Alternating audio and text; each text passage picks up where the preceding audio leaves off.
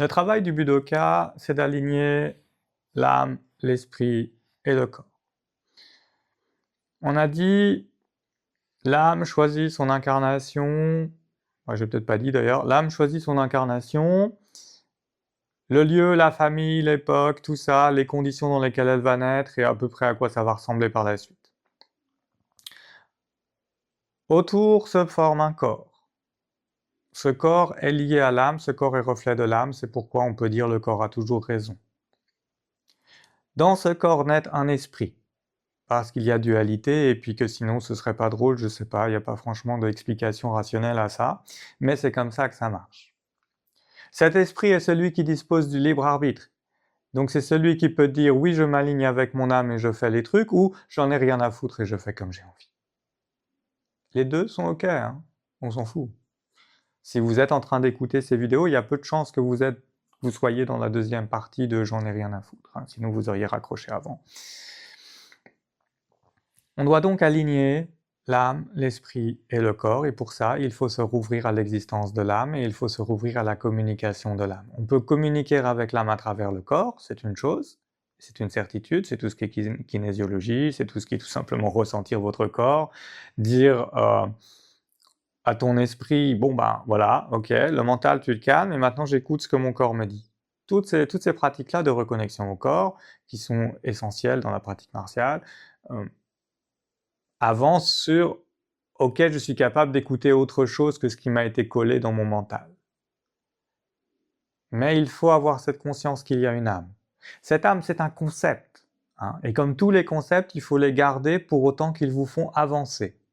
Et à un moment, vous direz « ouais, mais en fait, l'âme, c'est pas franchement ce qu'on m'a appris », et en fait, vous avez d'autres choses derrière. Et puis en fait, ce concept est incorrect, alors on va en utiliser un autre. C'est pour ça que je parle beaucoup plus d'essence que d'âme, parce qu'en fait, il y a des choses derrière.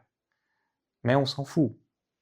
Âme, corps, esprit, c'est largement suffisant pour avancer. Donc, on se rouvre à cette possibilité qu'il y a une âme et ensuite on a besoin de l'écouter. Comment on l'écoute? Par la médiumnité. Parce que c'est un plan vibratoire différent.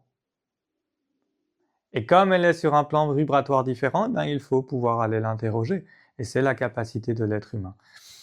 Comment ça se fait? Eh bien, vous vous connectez à votre âme, vous l'appelez de cœur à cœur et vous dites « je me connecte à mon âme ». Une fois que je suis connecté à mon âme, je lui dis quel est ton message pour moi.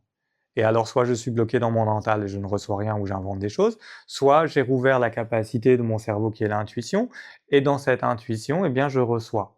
Je ne peux pas expliquer le message, je ne sais pas pourquoi il est là, je ne sais pas pourquoi ces mots sont choisis, ils sont là. Tout comme il y a une certaine partie des choses que je raconte dans ces vidéos, je ne sais pas pourquoi ce sont ces mots, mais ils sont là. Alors, je les prends et je dis ça c'est de l'intuition. Si ça c'est de l'intuition, ça a de la valeur. Gros problème culturel. L'intuition a de la valeur. Oui messieurs, l'intuition a de la valeur, ce n'est pas réservé aux femmes. L'intuition a de la valeur, elle a beaucoup plus de valeur que le mental. Alors, vous vous connectez à votre âme et vous recevez ces messages, alors votre âme vous dit pourquoi elle est là, qu'est-ce qu'elle veut faire, qu'est-ce qu'il faut travailler. Ça ne veut pas dire qu'elle fait les choix à votre place, hein, parce que des fois elle vous dit oui, il y a l'option A, il y a l'option B, les deux me vont, vas-y, choisis.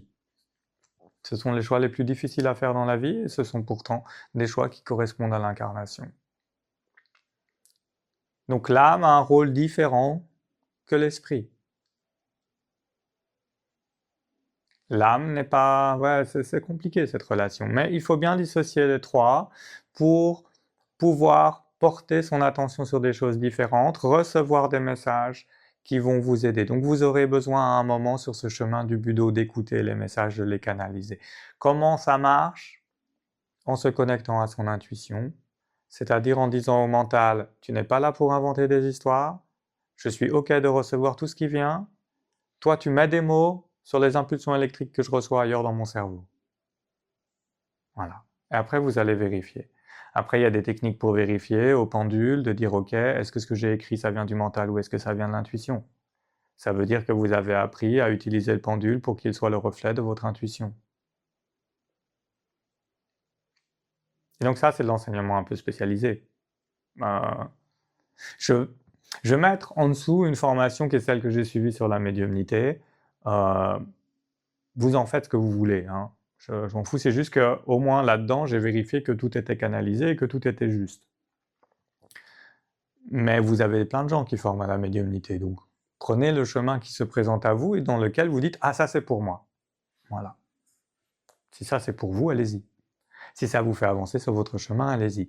Cet alignement, il est compliqué parce que l'esprit a été emmené et est influencé par tout l'environnement dans lequel vous êtes né.